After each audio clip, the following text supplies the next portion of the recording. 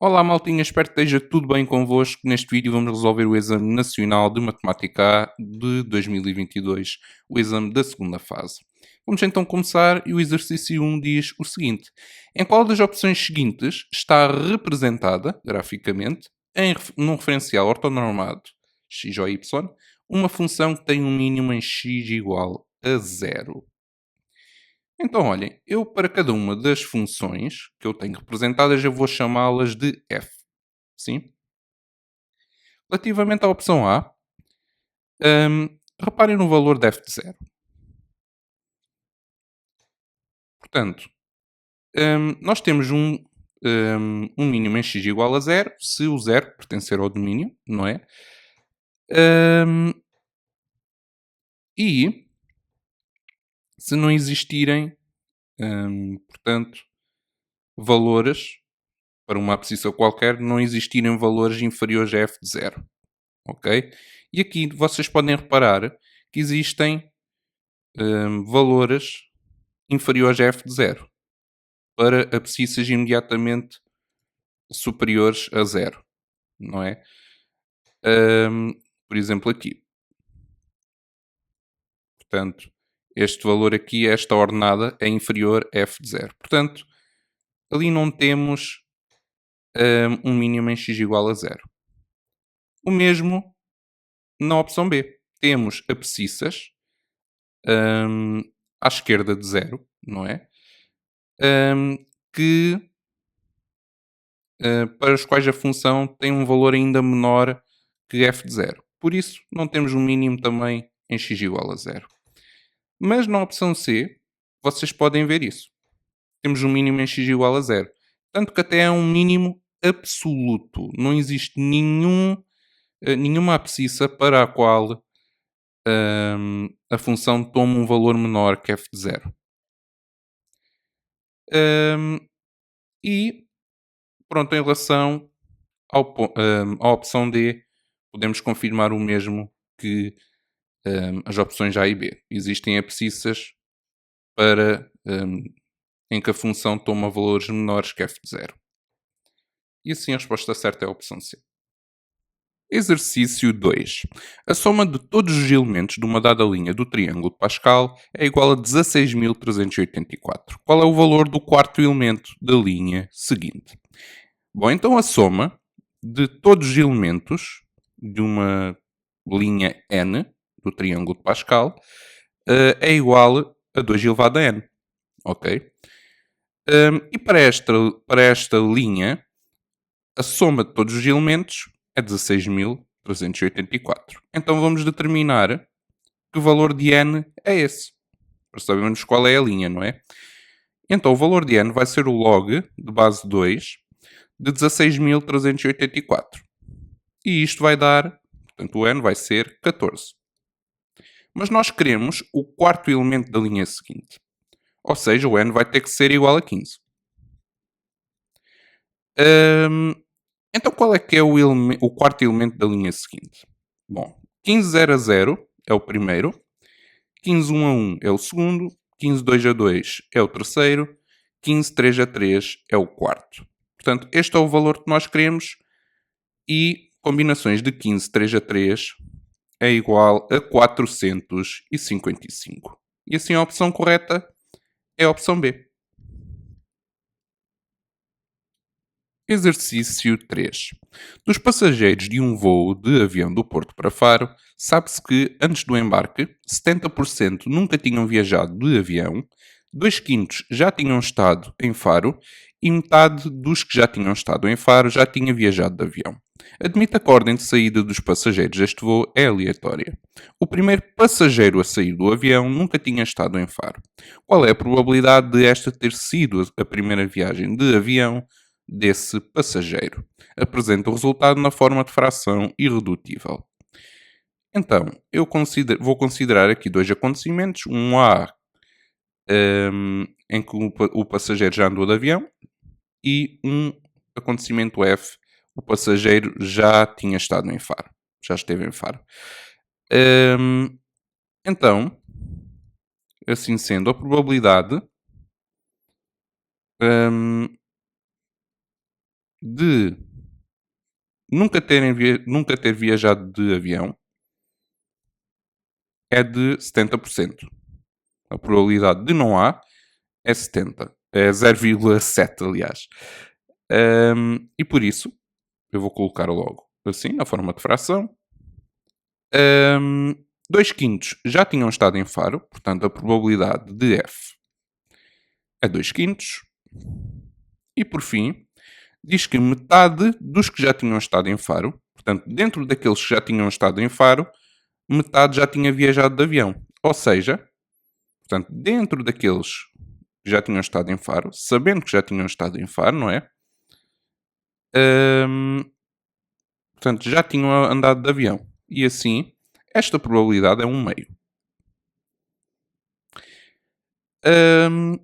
Então vamos começar. A primeira coisa que... O primeiro dado que eu acho que consigo obter, portanto, através desta probabilidade, A sabendo F, portanto, sabem que esta probabilidade é a probabilidade da interseção com F sobre a probabilidade de F. Nós já sabemos a probabilidade de F e a de A sabendo F, então vamos calcular a probabilidade da interseção. E, portanto, isto vai dar a probabilidade de A sabendo F, ou seja, 1/2, vezes a probabilidade de F, que é 2 quintos. Portanto, isto vai dar 1 quinto, não é? Ora, que probabilidade, voltando agora atrás, é que eles estão a pedir no enunciado? Eles estão a perguntar qual é a probabilidade de, sabendo que o primeiro passageiro nunca tinha estado em Faro, qual é a probabilidade de ter sido a primeira viagem de avião desse passageiro? Ou seja, nunca tinha andado de avião. Então qual é que é a probabilidade que eles estão a pedir? Portanto, sabendo que ele nunca tinha estado em Faro, querem saber a probabilidade de nunca ter andado de avião. Portanto, esta é a probabilidade que eles querem. E esta probabilidade, a de não F, a de não A sabendo não F, é igual à probabilidade de não A, interseção com não F, a dividir pela probabilidade de não F. Este exercício pode ser resolvido por dois processos. Vocês podem usar uma das leis de De Morgan, que é o que eu vou fazer, em que a probabilidade de não A interseção com não F vai ser igual à probabilidade do acontecimento complementar à da união. Portanto, não há união com F. Podiam também fazer uma tabela para organizar os dados e iriam obter esta probabilidade aqui, a de não há interseção com não F. Ora, eu sei que a probabilidade de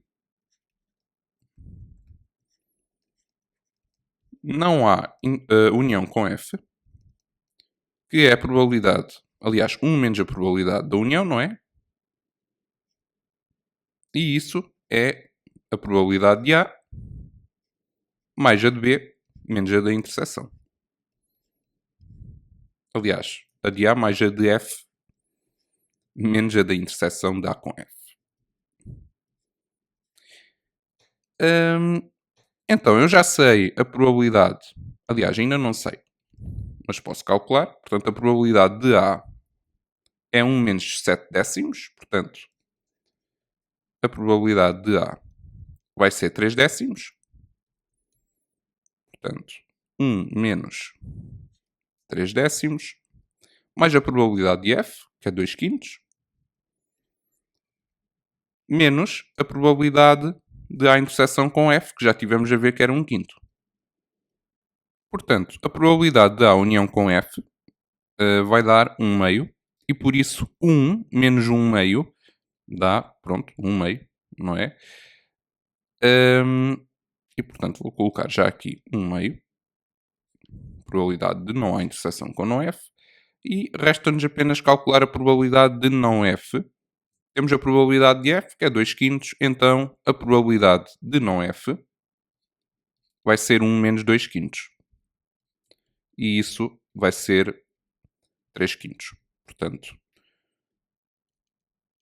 e isto vai dar, eu posso escrever do seguinte modo, portanto, 5 décimos sobre 6 décimos, o 10 corta com o 10 e fico com 5 sextos. E este é o valor da probabilidade pedido. Exercício 4. Um saco contém 12 cartões com a forma de retângulos geometricamente iguais. 3 azuis, 2 brancos, 3 pretos e 4 vermelhos. Os 12 cartões vão ser retirados sucessivamente e ao acaso do saco e dispostos sobre uma mesa, alinhados pela ordem em que são retirados. Determina a probabilidade de os cartões azuis ficarem todos juntos. Apresenta o resultado na forma de fração irredutível. Ora, então, vamos começar pelos casos possíveis. E queremos saber de quantas maneiras é que nós podemos ordenar os cartões. Digamos que vamos começar por determinar em que posições, portanto, por exemplo, aqui, ou aqui na última posição. Vamos começar por determinar em que posições é que os cartões azuis podem ficar. No total são 12. E escolhemos 3, não interessa a ordem, porque eles são geometricamente iguais e da mesma cor, portanto, combinações de 12, 3 a 3. Depois, vamos escolher os brancos, ok? Portanto, já só temos 9 cartões, portanto, já escolhemos onde vão ficar os azuis, os 3 azuis, e vamos escolher 2 brancos. Depois, já só temos 7 cartões, e vamos escolher 3 pretos. Por fim, restam 4 cartões para 4 posições. Portanto, os vermelhos, não é? Relativamente aos casos favoráveis, de quantas maneiras é que os cartões azuis podem ficar juntos? Então, olhem, eles são 3, não é? Portanto, vamos pensar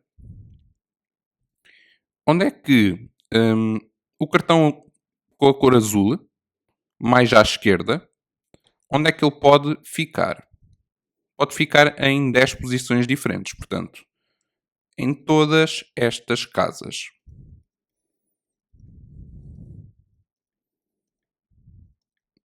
Portanto, o cartão mais à esquerda, ok? Porque depois, como eles são 3, vamos ter que ter aqui 2 cartões à direita. Então, 10. Mas ainda temos que colocar os restantes cartões das outras cores. Portanto, já escolhemos onde é que vão ficar os cartões azuis, não é? Portanto, temos agora 9 posições para escolher, duas posições para os brancos, os cartões brancos. Já só temos 7 cartões e vamos escolher onde vão ficar os 3 cartões pretos. E por fim, restam-me 4 posições, as restantes vão ficar para os cartões vermelhos. 4 posições para 4 cartões vermelhos. E isto, na forma de fração irredutível, vai dar 22 avos. Exercício 5. Na figura 1 está representado o cubo ABCDEFGH. Fixado um determinado referencial ortonormado ao XYZ, tem-se que as coordenadas dos pontos A, B e C são estas. 5.1. Qual é o valor do produto escalar da AB por HE? Ora, aqui, se vocês já estão com a intenção de calcular as coordenadas destes vetores, digo já que vai ser completamente inútil. vai ser uma perda de tempo, porque se vocês repararem bem,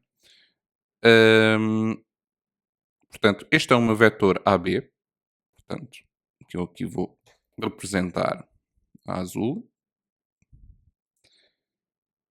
e vou representar aqui o vetor HE. Eu não sei se vocês conseguem perceber-se disso, mas são vetores perpendiculares, ok? Vocês podem pensar, por exemplo, aqui no vetor AD. O vetor AD é paralelo ao HE, ok? Que é e AD é perpendicular a AB. Isso acho que não há dúvidas. E por isso o HE também é perpendicular ao AB. E assim o valor do produto escalar vai ser zero. E a resposta certa é a opção B. 5.2. Resolve este item sem recorrer à calculadora. Sabe-se que o vértice E do cubo pertence à reta definida por esta equação vetorial. Determina as coordenadas do vértice E. Então vejamos o seguinte. Eu vou começar por calcular as coordenadas do vetor AB. Portanto, B menos A. E isto vai-me dar 3 menos 6, 2. O vetor AB, portanto, o vetor AB é um vetor normal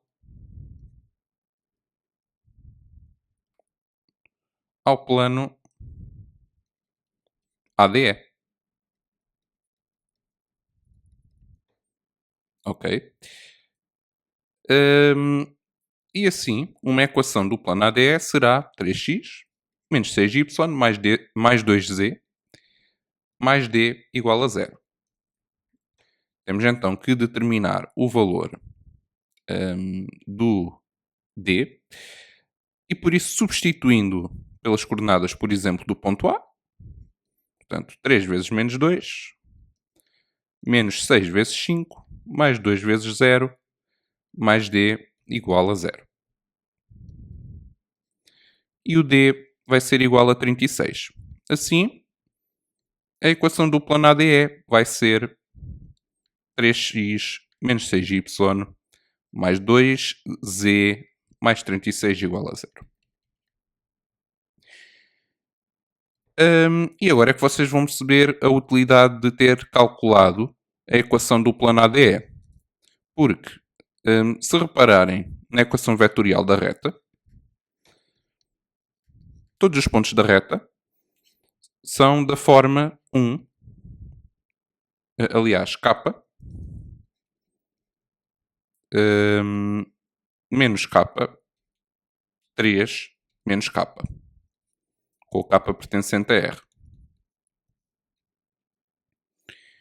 Portanto, digamos que o vértice E tem de coordenadas k menos k, 3 menos k, e o que vamos fazer é, uma vez que o ponto E pertence ao plano ADE, é substituir as coordenadas na equação do plano. Portanto, 3k menos 6 vezes menos k mais 2 vezes 3 menos k mais 36 igual a 0. Vamos ficar com, portanto, 3k mais 6k mais 6 menos 2k mais 36 igual a 0. Portanto, vamos ficar com, ora, 3k mais 6k, 9k, menos 2k fica 7k. Ficamos com 7k igual a, portanto, 6 mais 36, 42. Portanto, 7k igual a menos 42. E assim o k vai ser igual a menos 6. Então agora é substituirmos o valor de k nas coordenadas do vértice E. E por isso o vértice E vai ter de coordenadas menos 6, 6, 9.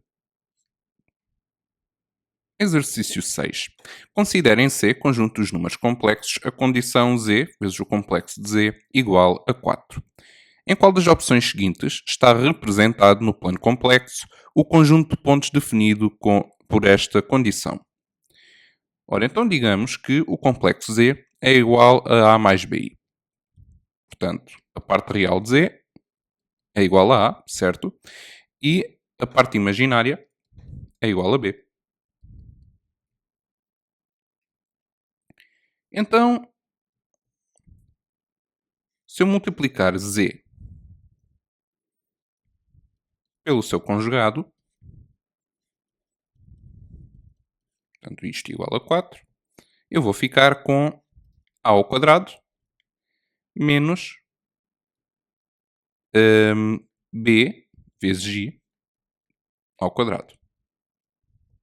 Ou seja, A ao quadrado menos B ao quadrado I ao quadrado igual a 4. Isto é A ao quadrado mais B ao quadrado, porque o I ao quadrado é menos 1, igual a 4. Uma vez que o A é a parte real de Z e B é a parte imaginária, então isto faz-nos lembrar, portanto, a equação x ao quadrado mais y ao quadrado igual a 4, não é? E por isso será uma circunferência de centro na origem de raio raiz de 4. Tá bom? Porque isto está naquela forma em que o que está aqui é o raio ao quadrado. Portanto, temos que fazer a raiz e por isso a opção correta será a opção A.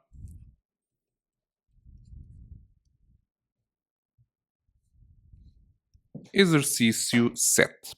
Resolva este item sem recorrer à calculadora. Considere em C, conjunto dos números complexos, um número complexo Z igual a 4 sobre 1 menos I mais 4I elevado a 18. O número complexo Z é uma das raízes cúbicas de um certo complexo W. Determina as restantes raízes cúbicas de W e apresente-as na forma trigonométrica. Vamos começar então por simplificar o complexo Z. Escrevê-lo de uma outra forma, portanto, na forma A mais BI. E por isso, a primeira coisa a fazer é aquele I elevado a 18. O I elevado a 18 vai ser igual a I elevado ao resto da divisão de 18 por 4, que é 2, não é? Portanto, I ao quadrado. Também podiam pensar assim, portanto, vocês sabem que I ao quadrado é menos 1 e por isso é o mesmo que menos 1 elevado a 9, que é menos 1. Tá bom? Daqui, portanto, multiplica o numerador e o denominador por 1 mais i, para ficarmos com uma diferença de quadrados no denominador, menos 4. E vamos ficar com 4 mais 4i sobre 1 menos i ao quadrado, menos 4. Ora, se i ao quadrado é menos 1, então menos i ao quadrado será 1. Por isso ficamos com 4 mais 4i sobre 2 menos 4.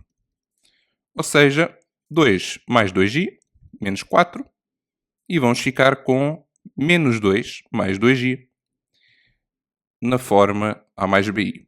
Ok? E agora sim podemos escrever o complexo Z na forma trigonométrica. Vamos calcular o módulo. Portanto, é a raiz quadrada de menos 2 ao quadrado mais 2 ao quadrado. Portanto, vai ser a raiz de 8, que se pode escrever como 2 raiz de 2. E sabemos que a tangente de θ, em que θ é o argumento do complexo Z, vai ser igual à parte imaginária, 2, sobre a parte real, menos 2. Portanto, a tangente de θ é menos 1. Ora, uma vez, e posso desenhar aqui o plano complexo, uma vez que a parte real é positiva, aliás, negativa, é menos 2, e a parte imaginária é positiva, então o argumento tem de ser algo do segundo quadrante. E por isso, como o θ pertence ao segundo quadrante, então o θ vai ser π menos π sobre 4. Ou seja, 3π sobre 4. Então, o complexo Z pode ser escrito, na forma trigonométrica, como 2... Aliás, raiz de 8, vou deixar assim. E a raiz de 8 é o mesmo que 8 elevado a 1 meio. Estão de acordo? Portanto, vezes E elevado a I vezes 3π sobre 4. Então, se Z é uma das raízes cúbicas de W, então isto quererá dizer que W vai ser igual a Z ao cubo. Ok? E por isso, o complexo W pode ser escrito como 8 elevado a 3 meios, não é? Portanto, isto mais para saber aqui o argumento, vezes E elevado a I 3π sobre 4 vezes 3, não é? Porque é elevado ao cubo.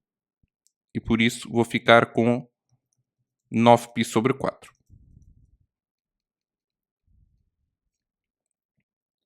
Mas, pronto, eu posso escrever o argumento como algo entre 0 e 2π, porque 9π sobre 4 é maior que 2π, não é? Até posso escrever deste modo. Portanto, π sobre 4. Então,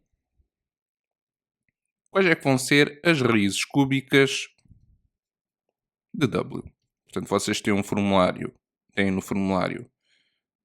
portanto, a fórmula geral para as raízes cúbicas de um certo complexo. Portanto, tínhamos visto que o módulo era 2 raiz de 2, ou raiz de 8, não é? Vezes E elevado a I, π sobre 4, mais 2kπ sobre 3.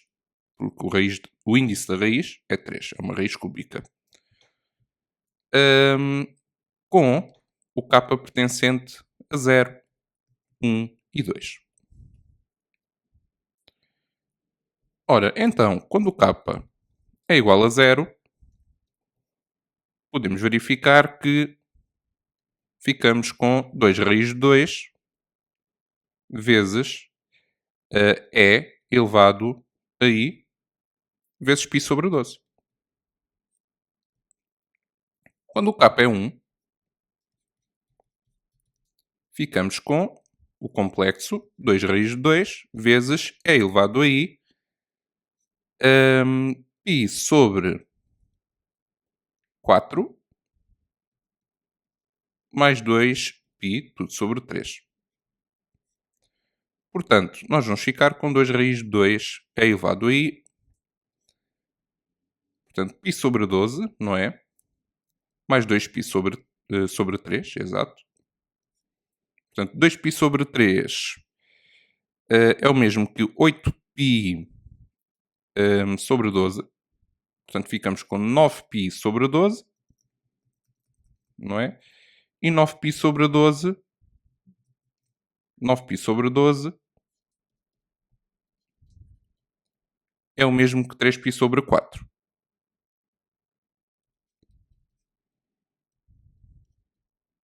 Portanto, este é o tal complexo Z.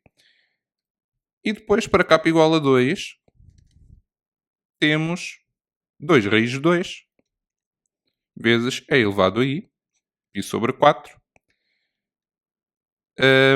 mais 4π, tudo sobre 3. Portanto, 2 raiz de 2 vezes E elevado a I, π sobre 12, mais 4π sobre 3.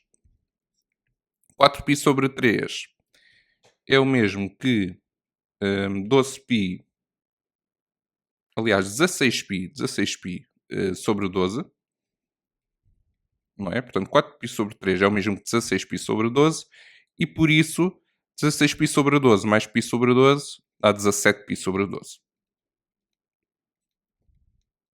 E, portanto, cá temos os três complexos pedidos.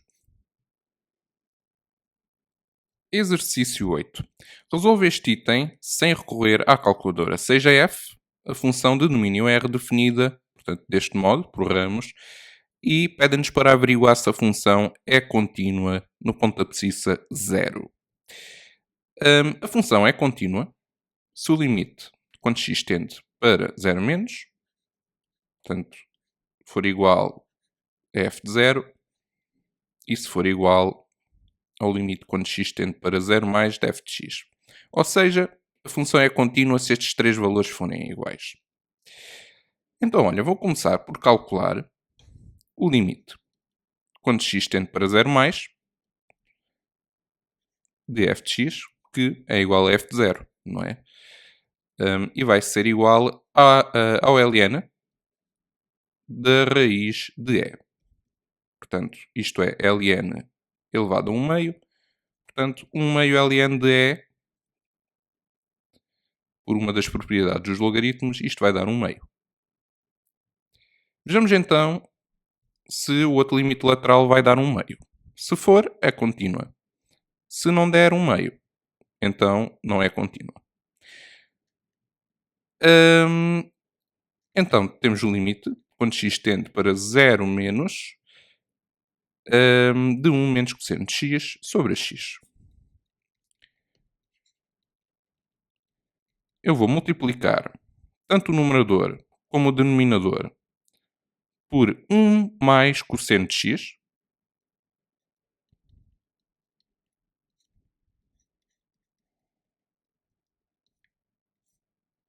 Portanto, x vezes 1 mais cosseno de x. E isto porquê? Porque em cima eu tenho uma diferença de quadrados e aquela diferença de quadrados vai-me dar 1 menos cosseno ao quadrado de x. E, pela fórmula fundamental da trigonometria, vocês sabem que o seno ao quadrado mais o cosseno ao quadrado é 1. E por isso, 1 menos cosseno ao quadrado de x vai ser seno ao quadrado de x. Então, ficamos com o limite, quando x tende para 0 menos, de seno ao quadrado de x, mas eu vou escrever aqui da seguinte maneira, portanto, seno ao quadrado é o mesmo que seno de x vezes seno de x,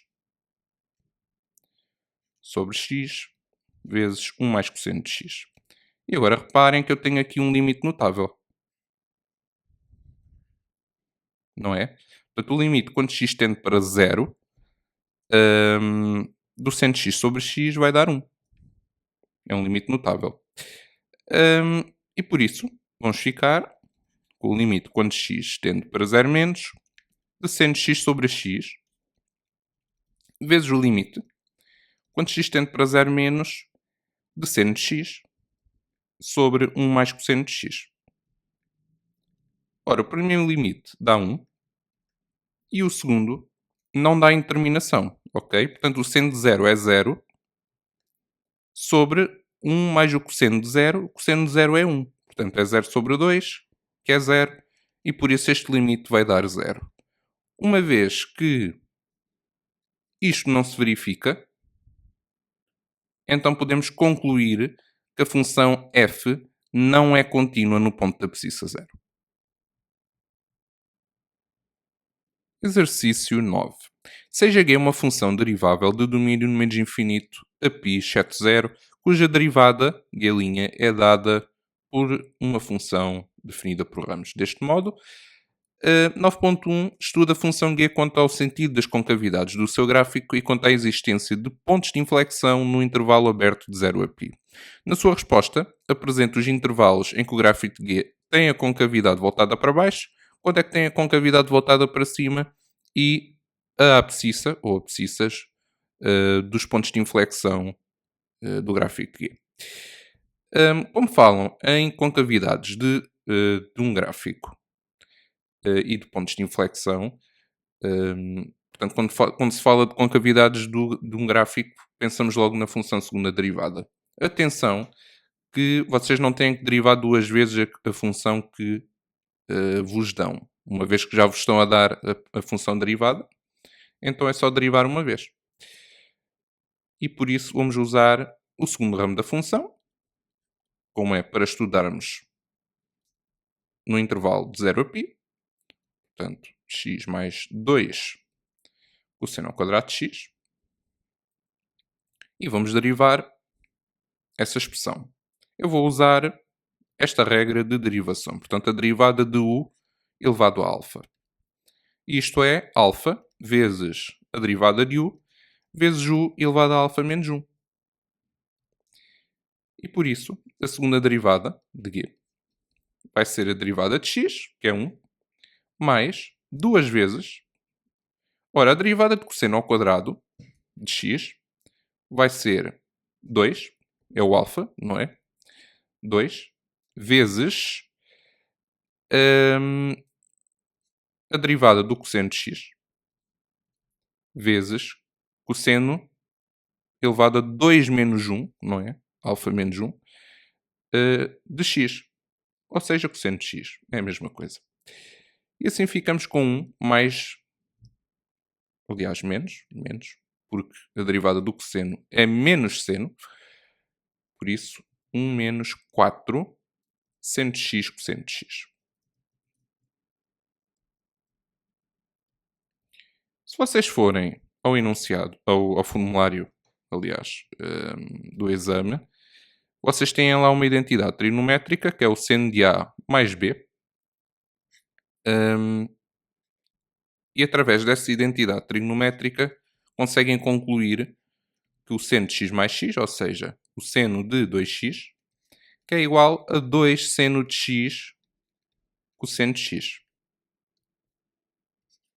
E por isso, se eu nesta equação, se eu multiplicar ambos os membros por 2, eu vou ficar com o seguinte. Portanto, 2 seno de 2x vai ser igual a 4 seno de x cosseno de x.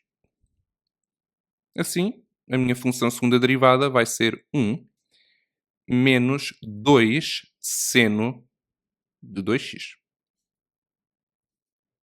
E agora vamos resolver a equação segunda derivada, não é? Igual a 0.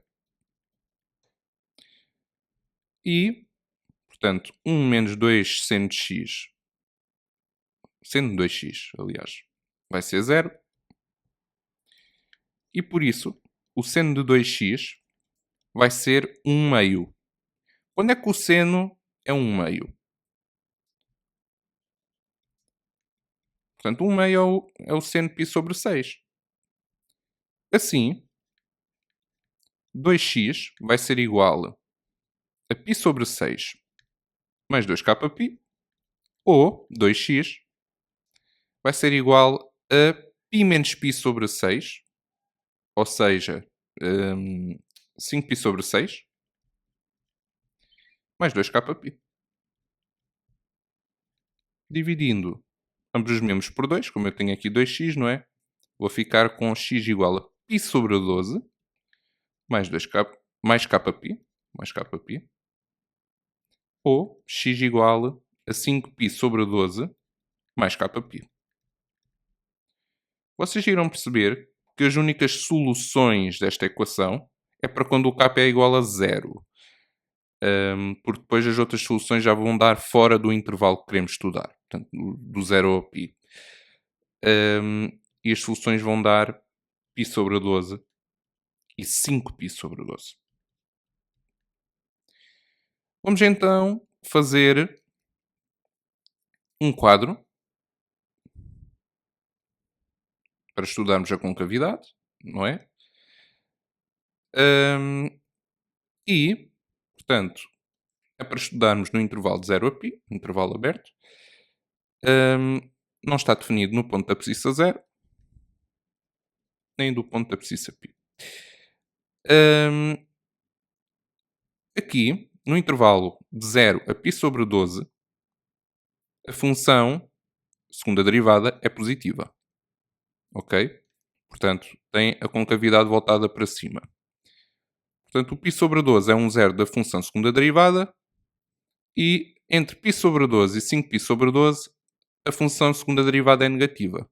Portanto, muda de concavidade. Tem a concavidade voltada para baixo. E por isso, como muda de concavidade, temos um ponto de inflexão para x igual a π sobre 12. A segunda derivada tem um zero em 5π sobre 12.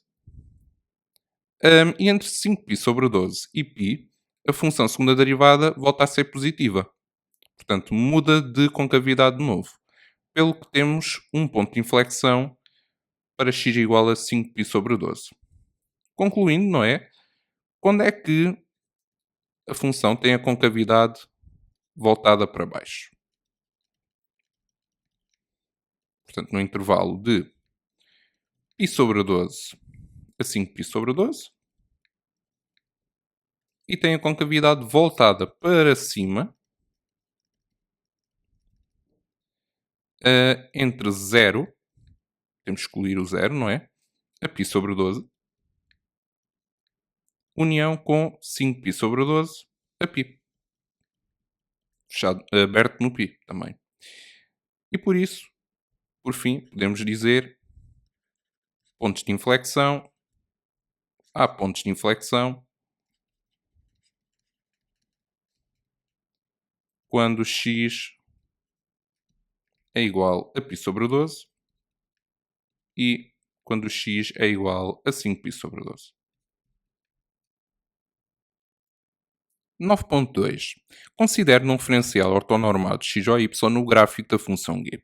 Determine no intervalo de menos infinito a 0 a abscissa do ponto do gráfico da função g em que a reta tangente ao gráfico da função é paralela à reta da equação y igual a menos 2x. Ora, se assim é, então eu quero saber as abscissas que são solução desta equação. Portanto, g' de x igual a menos 2. Ok? Então, vamos resolver esta equação. 3 é elevado a 2x menos 7 é elevado a x igual a menos 2. Atenção que agora eu vou fazer uma mudança de variável em que y é igual a elevado a x e assim vou ficar com 3 é elevado a x ao quadrado menos 7 é elevado a x igual a menos 2 e por isso fico com 3y ao quadrado menos 7y mais 2 igual a 0.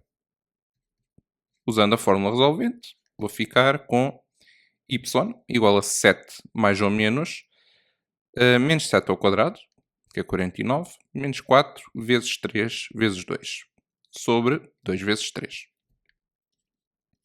E por isso vou ficar com y igual a 7 mais ou menos 5 sobre 6.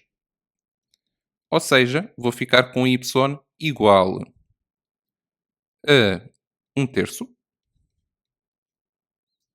e, aliás, ou y igual a 2.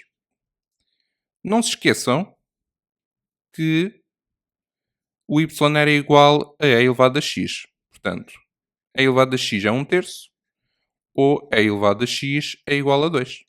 E assim, o x é igual a 1/3 ou o x é igual a... Aliás, ln de 1/3, peço desculpa. Ou o x é igual a ln de 2. No entanto, atenção que esta função, este ramo da função é apenas quando o x é menor que 0. Ok? E o ln de 2 é maior que 0. Ok? Então temos que excluir esta solução, ficando apenas com o ln de 1/3.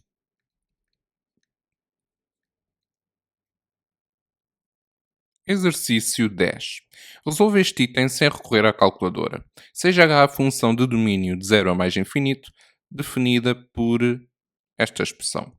Estude a função h quanto à existência de assíntotas ao seu gráfico, paralelas aos eixos coordenados, e, caso estas existam, escreva as respectivas equações.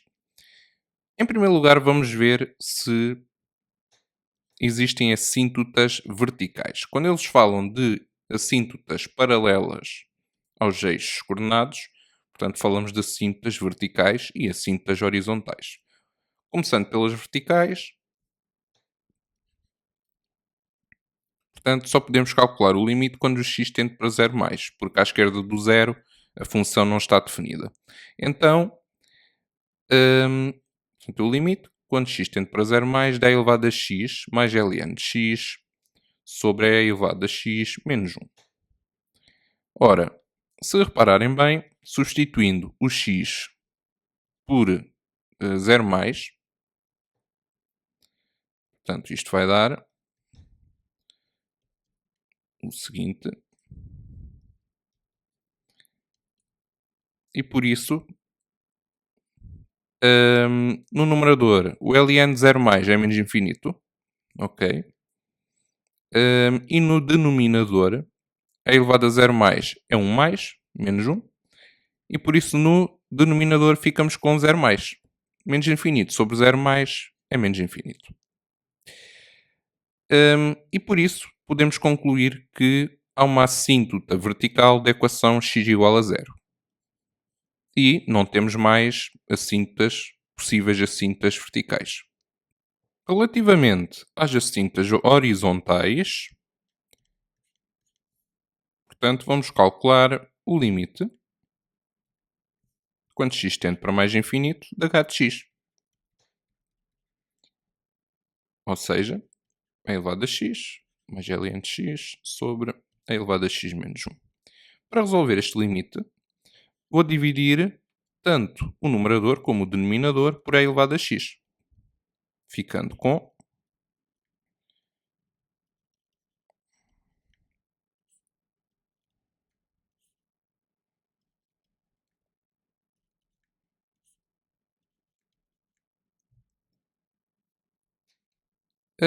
assim, vou ficar com o limite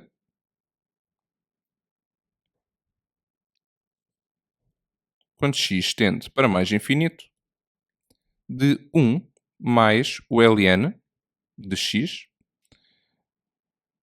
sobre a elevado a x, não é? Sobre 1 menos 1 sobre a elevado a x.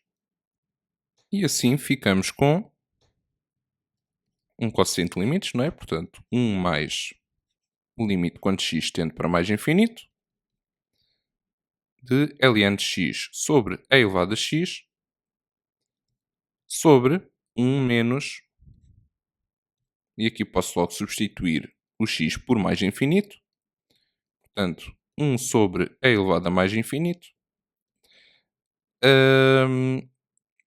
portanto, e dá zero, não é? 1 sobre a elevado a mais infinito. No numerador,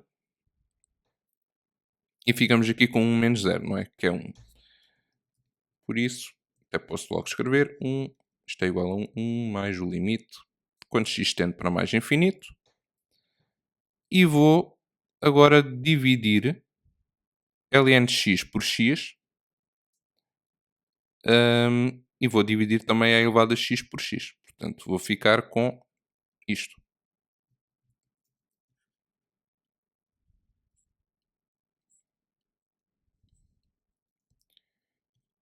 E assim, isto vai ser igual a 1 mais o limite, quando x tende para mais infinito, ln de x sobre x. Isto é um limite notável, não é? E depois temos aqui outro limite notável, elevado a x sobre x. O primeiro limite, o do numerador, dá 0. E o do denominador dá mais infinito. Portanto, isto vai dar 1. E isto quererá dizer que temos uma assíntota para quando o x tende para mais infinito, não é? Temos já uma assíntota horizontal da equação y igual a 1. Exercício 11. Um tanque que inicialmente tinha um certo volume de água salgada, dispõe de duas torneiras, uma de enchimento e outra de vazamento. As duas torneiras são abertas em simultâneo, sendo vertida a água do mar para o tanque até este estar cheio. Admita que a massa de sal M em kg no tanque tem minutos após a abertura das torneiras até o tanque estar cheio é dada por esta função M. 11.1. Qual é, com aproximação às unidades, a percentagem de aumento da massa de sal no tanque no primeiro minuto após a abertura das torneiras? Ok, então nós temos que saber quanto é que a massa de sal aumentou desde o t igual a 0 até o t igual a 1. Por isso, o valor que nos interessa calcular é este. Este é o valor em que aumentou, portanto, não é em percentagem, é o valor de aumento da massa de sal. E o M de 1, se vocês forem calcular, vai dar qualquer coisa como 1,52489. Eu até ponho aqui 5 casas decimais. E o M de 0, vocês vão reparar que dá 1. E por isso isto vai dar 0,52489. Se multiplicarem isto por 100, vocês vão perceber que vai dar 52%. Ou seja, a resposta correta vai ser a opção B. 11.2. Existe um instante a partir do qual, passada meia hora, a massa de sal no tanque triplica. Determine, recorrendo à calculadora, esse instante, sabendo-se que existe e é único. Apresenta o resultado em minutos e segundos, com os segundos arredondados às unidades. Ora então, existe um instante a partir do qual, passada meia hora, a massa de sal no tanque triplica.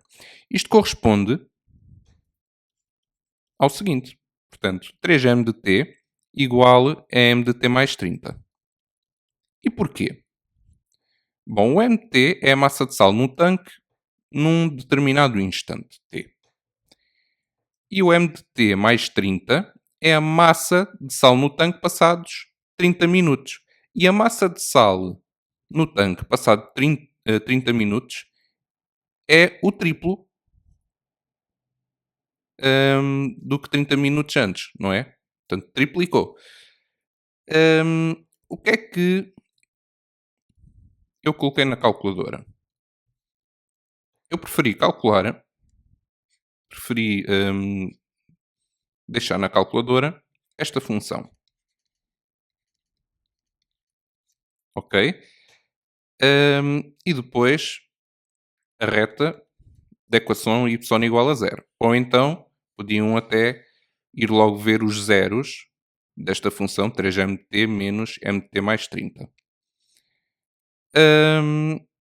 E esta função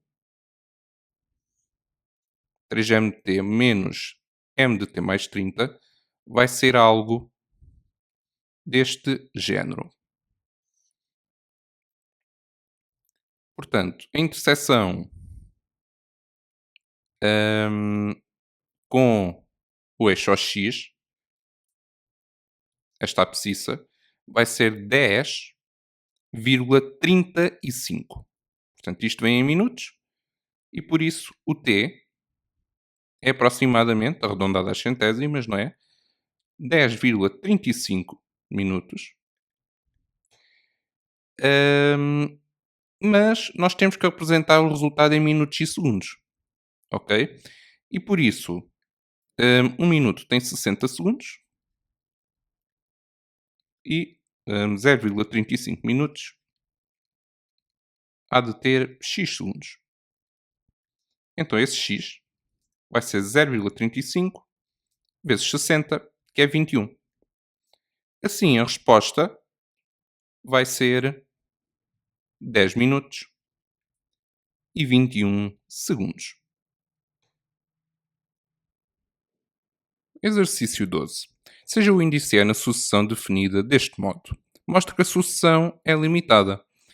Ora, relativamente a quando a sucessão, portanto, para o n menor ou igual que 3, O primeiro termo é menos 1, o segundo é 1 e o terceiro volta a ser menos 1. Relativamente a quando o n é maior que 3, portanto 4n menos 1 sobre n mais 3, eu vou arranjar maneira de escrever o seguinte: 4 vezes n mais 3, isto para conseguir ter uma das parcelas a ter o n mais 3 a cortar com o do denominador. 4 vezes n mais 3 é o mesmo que 4n mais 12, ok? E eu tinha menos 1 aqui atrás, eu não posso alterar a expressão. Por isso, vou subtrair 13, porque 12 menos 13, cá está, dá os tais menos 1.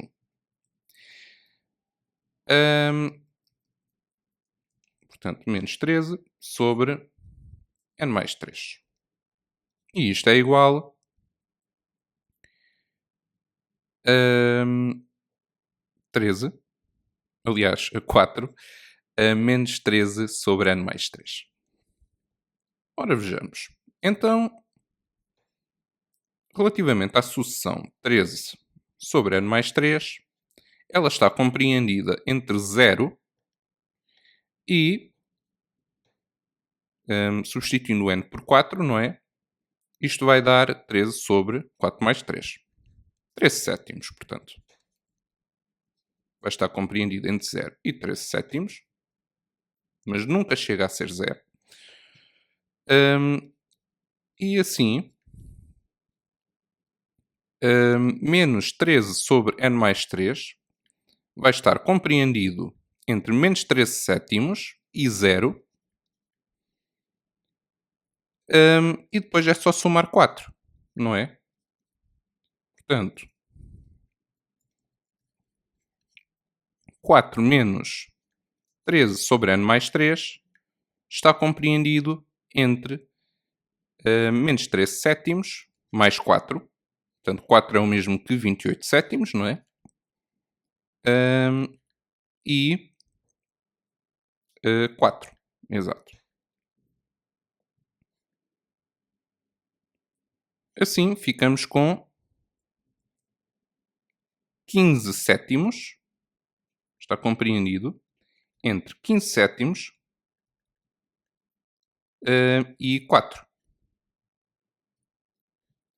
Agora, tendo em conta também os 3 primeiros termos da sucessão, nós podemos concluir que o índice n está compreendido entre menos 1 e 4, para todo o n natural. Assim, a sucessão índice n é limitada. Exercício 13. Seja A um número real, considere a função polinomial definida em R por isto. Mostre que, para qualquer valor de A, a função não tem extremos.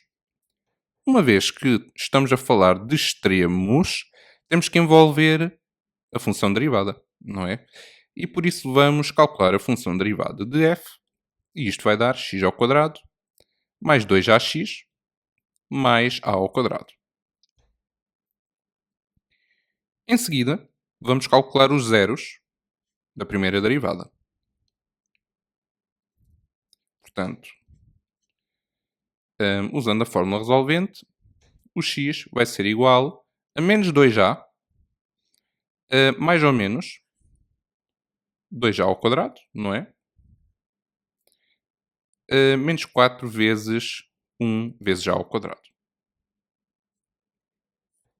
Isto sobre 2. E irão reparar que o binómio discriminante vai dar 0, ok? E por isso vamos ficar com menos 2a sobre 2, ou seja, o x vai ser menos a. Isto permite-nos concluir que existe um zero duplo, ok? Portanto, temos aqui um zero duplo.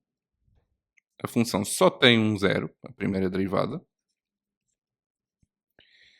Ora, se nós representarmos a função derivada de f, vai ser algo deste género.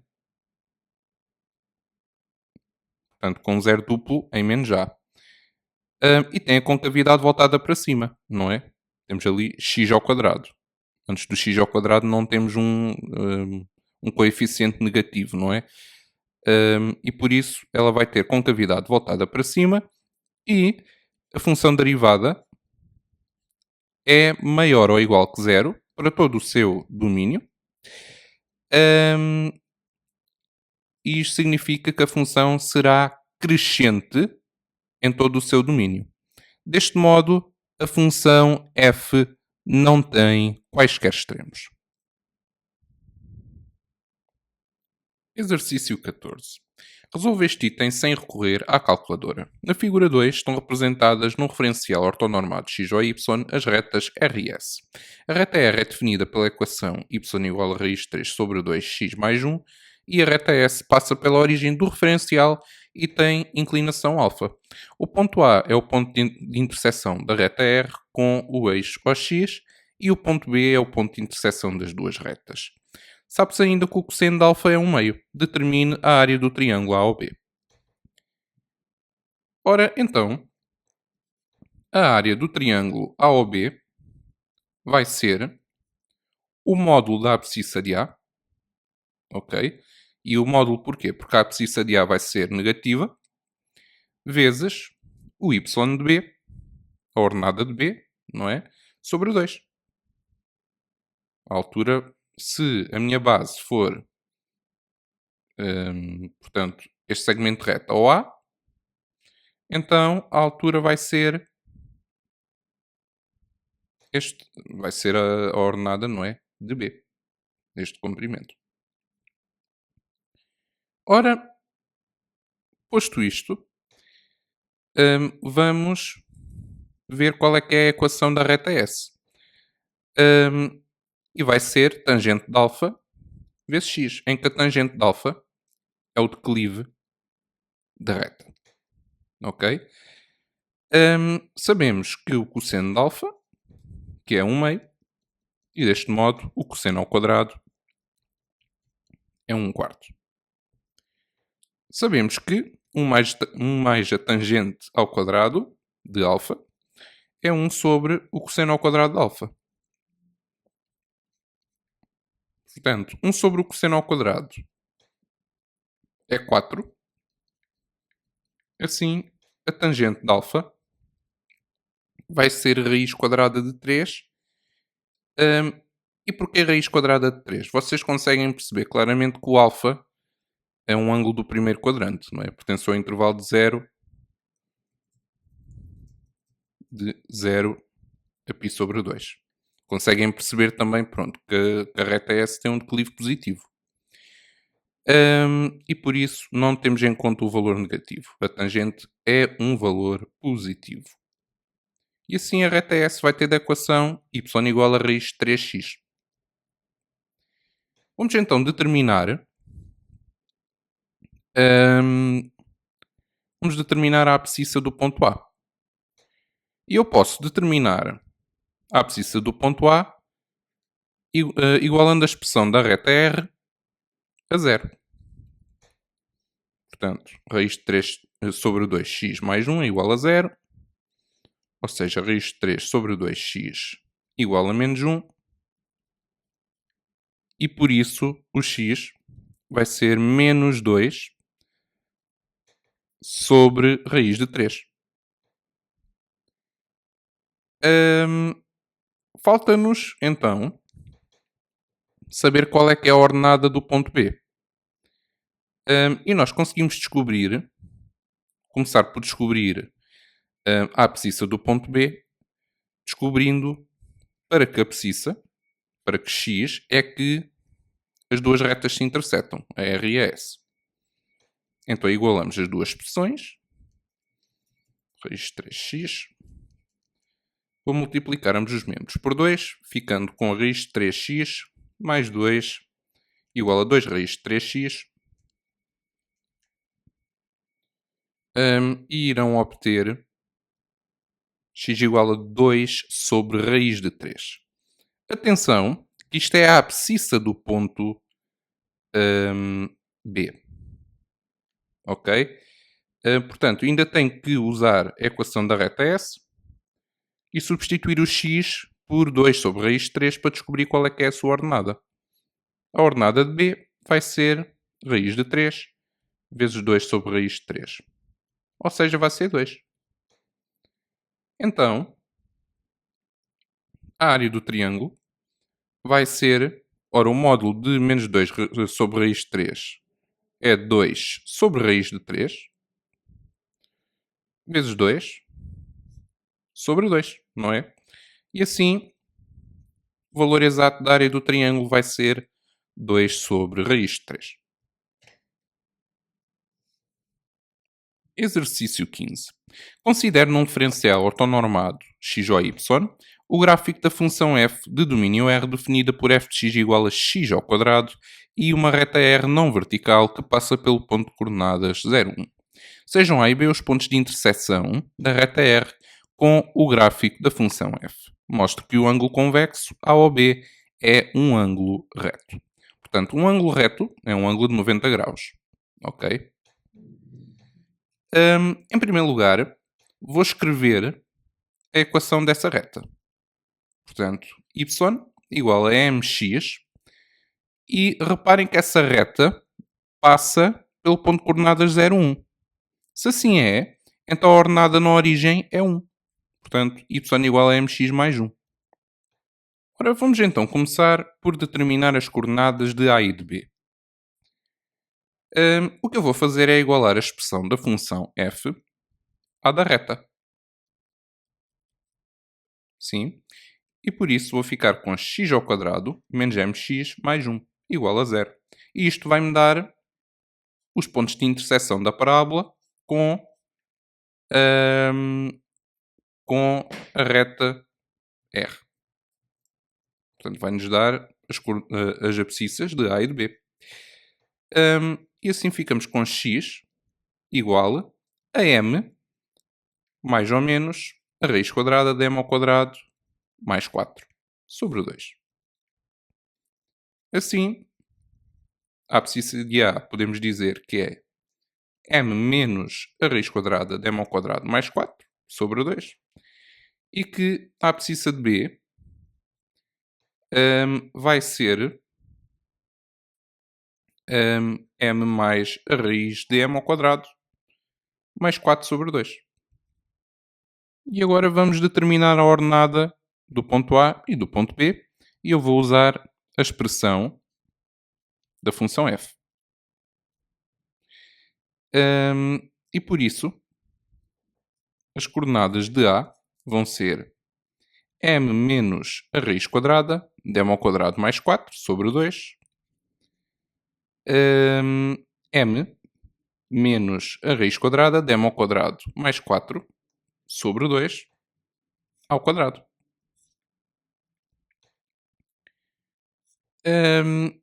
E já o ponto B terá de coordenadas m mais a raiz quadrada de m ao quadrado mais 4 sobre 2 m mais a raiz quadrada de m ao quadrado mais 4 sobre 2 ao quadrado. Agora, para mostrarmos que o ângulo convexo AOB é um ângulo reto, temos que calcular o produto escalar de OA por OB. Facilmente percebem que o vetor OA tem as coordenadas do ponto A, porque é A menos O, e as coordenadas do ponto OB são as coordenadas de B. As coordenadas do vetor OB são as coordenadas do ponto B. Por isso, o produto escalar entre OA e OB será igual a m menos a raiz quadrada de m ao quadrado mais 4. Mais 4. Eu aqui vou partir em duas frações, sobre 2 sobre 2. Vezes m sobre 2 mais a raiz quadrada de m ao quadrado mais 4 sobre 2 mais m menos a raiz quadrada de m ao quadrado mais 4. Portanto, Portanto, sobre 2 ao quadrado, vezes m sobre 2 menos, mais, aliás, a raiz quadrada de m ao quadrado mais 4 sobre 2 ao quadrado. Isto nós temos aqui uma diferença de quadrados, sim, por isso vai ficar m sobre 2 ao quadrado, ou seja, m ao quadrado sobre 4, menos m ao quadrado mais 4 sobre 4. Portanto, o quadrado corta com a raiz, ok? Mais, e agora reparem, m sobre 2 menos a raiz quadrada de m ao quadrado mais 4 vezes, sobre 2 também, vezes m sobre 2 mais a raiz quadrada de m ao quadrado mais 4 sobre 2. Tudo isto ao quadrado. Sim. E o que eu tenho aqui é outra diferença de quadrados. Portanto, eu vou ficar aqui. O m ao quadrado sobre 4 vai cortar com o m ao quadrado sobre 4, não é? Fico ali com menos 1 mais, portanto, m sobre 2 ao quadrado, não é? Portanto, m ao quadrado sobre 4 menos m ao quadrado sobre 4. Aliás, m ao quadrado mais 4 sobre 4. Isto ao quadrado. Portanto, o que está aqui dentro ao quadrado é 1 e por isto vai ser igual a 0. Assim como o produto escalar é igual a 0, podemos concluir que o ângulo AOB é um ângulo reto. Este vídeo é tudo, espero que tenham gostado, pessoal, e que tenha sido útil. Não se esqueçam de deixar o vosso like no vídeo e de subscreverem o canal para ajudarem o canal a crescer. E vejam também outros vídeos que nós temos com exercícios de matemática A, bem como as nossas provas modelo. Neste vídeo é tudo como disse, grande abraço e vemos no próximo vídeo.